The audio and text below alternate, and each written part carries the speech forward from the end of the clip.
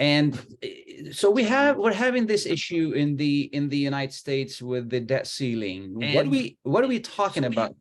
This issue in the United States with the debt ceiling. What are we talking about? This issue in the What are we talking about, Dr. Rabi'? We're talking because Congress controls the budget and he funds the activities of the government. They have agreed long time ago to have a ceiling for the debt. And because they have a ceiling, it became a game they played.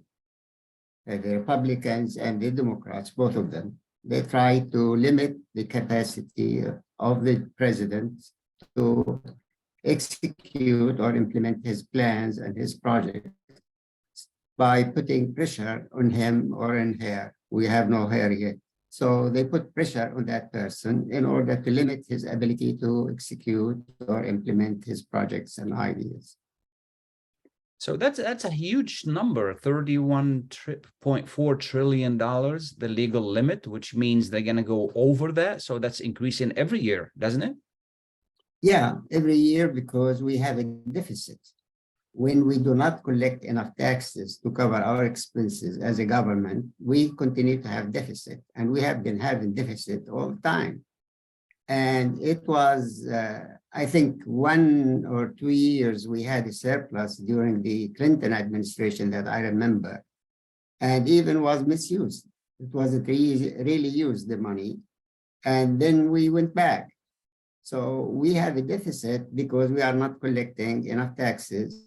And we think, that the rich should pay much less than the poor people. And this is why the rich are getting away with the funds and the poor are paying whatever we are spending, more or less. So who do we owe this money to? We owe some because government has it as bond and they sell it. So some of the money is owned by foreign governments. The Chinese own some, the Gulf region states, they own some of it. I cannot say, and I don't think anyone really knows. And there's a lot also owned by the public, the American people. They buy those bonds. So that's a huge issue if the government defaults on its debts. Yeah, it will affect. It's not going to affect more or less the American consumer or the regular person. It will affect more or less the dollar value. The dollar might be devalued, lose some of its value. And there are agencies that rate currencies around the world, and they did degrade the dollar several years ago. I don't remember when, but it doesn't really make any difference. Today, I think the only major currency in the world is the dollar. Next to it comes the euro. And also some people use the Swiss francs, the Japanese yen, but these are the current, and also the pound, the British pound. So these are the currencies, but I think at least 60% of all the reserve today in hard currencies is in the dollar, then followed by the euro. Makes it hard for us to, if it devalues the dollar, it makes things more expensive, doesn't it? Of course. Yeah. Of course. Yeah, we're trying to figure out, how does it affect me as an individual? Is this a fight among bureaucrats in DC, or is it really something serious that could affect my life? That's the big question. It could affect everyone's life, but not really as much as some people just try to say, because if the government is unable to fund a project, then those people who are benefiting from this project or are dependent on it, like work for that project, they might lose their job temporarily. And at the same time, there'll be people who are benefiting from it if it is stopped because there is no funding, then those people, the benefits are not there. So it does affect some people, but we really don't know how long it's going to take, how much is needed, because as the Secretary of the Treasury said, she said that they have enough money, they can play with what they have until June. So which means they can shift some money, because not all the money that is already now in the budget can be, all spent. They don't spend, you spend it over a year, not over 1 day or 1 month. Sure, So sure. since the money is spent over a year, that already allocated and agreed upon, then they can shift some from here to there and try to make do with the money they have until June of this year. Is it normal for politicians in Washington from either party to blackmail the president and say, we're not going to increase the debt limit unless we do some spending cuts? Yeah, it is. I mean, not only this, I say in my writings, I say when let's say the Republicans are in control of the White House, then the Democrats become like soldiers. All their job is to make sure that the Republicans fail. This is how they treated, for example, Trump. And the other way around. Now, since the Democrats are controlling the White House and the Senate, then the Republicans are now soldiers to make sure that the Democrats fail. And this is the game we are playing. So I don't think, this game serves the interest of anyone, but serves the interest of the politicians only, who make money, who have all the security they want when it comes to healthcare and other things, and salaries and retire for retirement. But the average person doesn't have any of these. Absolutely. You brought up a very important issue. These guys are not betting for you and me. They're just betting for their egos and their political philosophies, and trying to just, instead of making everybody succeed, they're making each other fail. And in turn, the whole country will fails. What can we do? I mean, what can we do to really change this? It's we can do as people a lot, but it needs an organizations. I wrote about this in Arabic books and English books, and I say that two parties in a country do not really guarantee democracy. We have no democracy today. We have a game that we play, we call it democracy. If you want to have it, you have to have a third party, a credible third party that can give the people a choice. And when you have a third party that can speak, that speaks really for the people, then things will start changing, because neither the Democrats nor the Republicans speak for all the people, or even 50% of the people. No, even both together don't. A lot of people who vote, they don't vote, let's say, for Biden, they voted against Trump. Exactly. And to be honest with you, I was one of them. Okay. I would not have voted for Biden if there was somebody else reasonable in yeah. But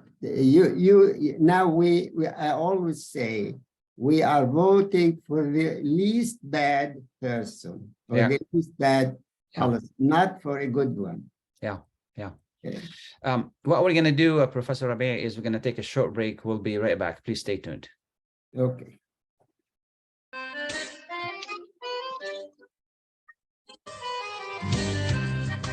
New Concept Products and Design. بإدارة ناجي عبود، هل تحتاج فتح مطعم؟ هل تحتاج فتح محل للمواد الغذائية؟ هل تحتاج تصاميم وخرائط؟ اتصل بناجي عبود على الرقم 734-744-9796. هل تريد شراء معدات المطابخ والمطاعم وبأسعار مخفضة وتسهيلات بالدافع؟ اتصل بناجي عبود الآن على الرقم 734-744-9796. خصم 5% عند الشراء ب75,000 أو أكثر على كافة المواد.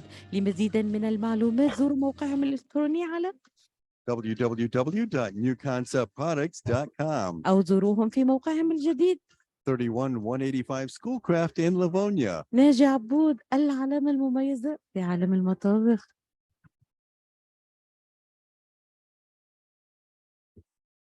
في الشتاء نقضي معظم أوقاتنا في الأماكن المغلقة مع كثير من الناس، سواء كان ذلك لتشجيع الفريق الرياضي المفضل أو الاحتفال مع العائلة والأصدقاء أو السفر لقضاء عطلة بعيدة. ساعد في حماية نفسك وعائلتك والآخرين في المجتمع لتستمتع بشتاء آمن. حافظ على تلقي أحدث جرعة من لقاح كوفيد-19 والإنفلونزا. لمعرفة المزيد يرجى زيارة michigan.gov/covid-vaccine. رسالة من وزارة الصحة والخدمات الإنسانية في ولاية ميشيغان. تحس انه ايديك عم تنمل او كتفك عم يجمد او اصابعك عم تورم وما عم تقدر تشتغل فيهم مثل ما بتريد؟ مرحبا، انا الدكتور عبد المجيد قطرنجي.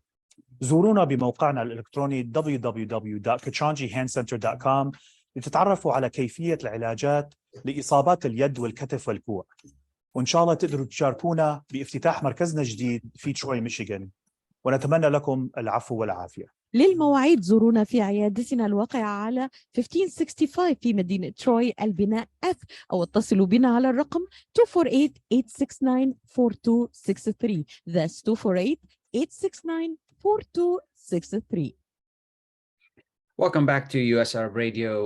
We're talking to Professor Rabi about the debt ceiling. Professor Rabi, is the media doing a good job of explaining the issue, or are they just being like a referee in this nasty fight? I don't really think they do it. They talk about it as a slogan, more or less. They're blaming one party or the other. But I didn't hear anything. I listen only to the public radio to tell you the truth. I don't listen to anything else. Absolutely, yeah. You know, there are ideas. For example, I have a plan, fully developed plan, to repay all the debt of all nations in practically one single day at no cost to a government, to a taxpayer, to a bank, or to anyone. And in the process of this, there will be 4 different funds that will be created as a result of my plan. And one of them is for sustainable development. The other one is for education. These are global funds. Each one will be capitalized at $2 trillion. The third one, I call it humanitarian fund. And the last one, I call it sustainable economic development fund. So these could change the entire world. And even my plan, when it was first published, it was published by the Federal Reserve Bank of St. Louis, which means the bank has said, in a way, indirectly, yes, this can be done. But after something 6-7 months, they deleted it from their website. So we have ideas. I have also another plan, fully developed plan, to end the immigration to America from Latin America, and also to Europe from Africa and the Middle East and Asia. But you cannot reach anyone to be able to talk to in the administration. You just can't, because all the places, all the roads are closed. Today, unfortunately, I say we are living in cultural ghettos. Yeah. And even the phone became by itself a ghetto. There are people, probably not less than 1 billion people around the world are living in their phones. Yeah. They get the news, the music, they buy through it, and all the nonsense, they get it from there, and they waste their time, and they become less social. Professor Rabia, where can we read more about these plans that you have? Well, I can send it to you if you like. I have, yeah. And they are I have a new book that is being considered by Palgrave Macmillan to publish. I call it The Future for All. Yeah. In which I provide plans to restructure the political, economic system and the education system and the healthcare system in America. Wonderful. Wonderful. Yeah, Look forward to read it. I look forward to read it. I hope it will be published. When you publish it, I look forward to read it. In the meantime, I would love to read about the plans you have, and I promise you, I will, I will post them on my site as well, michigan.com. Now, I have only 1 minute left. Final thoughts, Professor Rabia. Well, I think what happened in California 2 days ago, the massacre, and what happened in places like North Carolina when people go and try to stop the electricity going to the people. I think we are entering in America a stage which I call it probably the first stage of anarchy. And I don't see the government doing enough to really address this issue. And this is really a sad thing if it's going to happen. I'm not concerned about myself, but I'm concerned about all the young people, including my grandchildren. What is their future when we have anarchy like this one? And all this is because no one is saying, let us get rid of all the guns. Absolutely.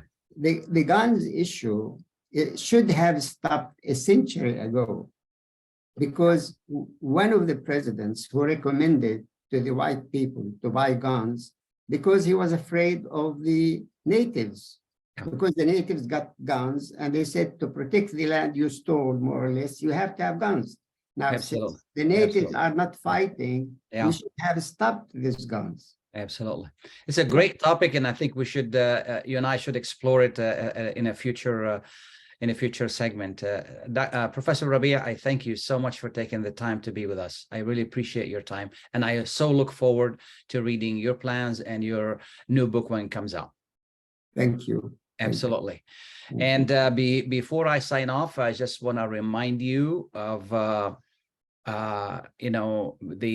I talked about in regard to to real estate, and also in regard to one thing I want to mention is that today starts the tax day, that you can start filing taxes today. So today is the day you can start filing taxes.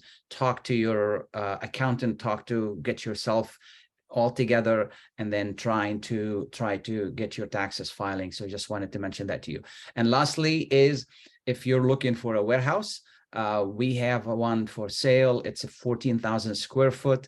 It is in a great shape, and it's a wonderful warehouse that be suitable for your company, for your storage, or whatever you need to do if you're doing any manufacturing. It is in a green zone in Westland, but if you don't want to use it for a different purpose, it's also available. It's a really nice property. The number is 313-819-0101. I want to thank you for listening. Thank everyone who was on the show, specifically Professor Muhammad Rabia, and I so look forward to reading his new book when it gets published, and his plans. Have a good, wonderful day, and then we will see you tomorrow.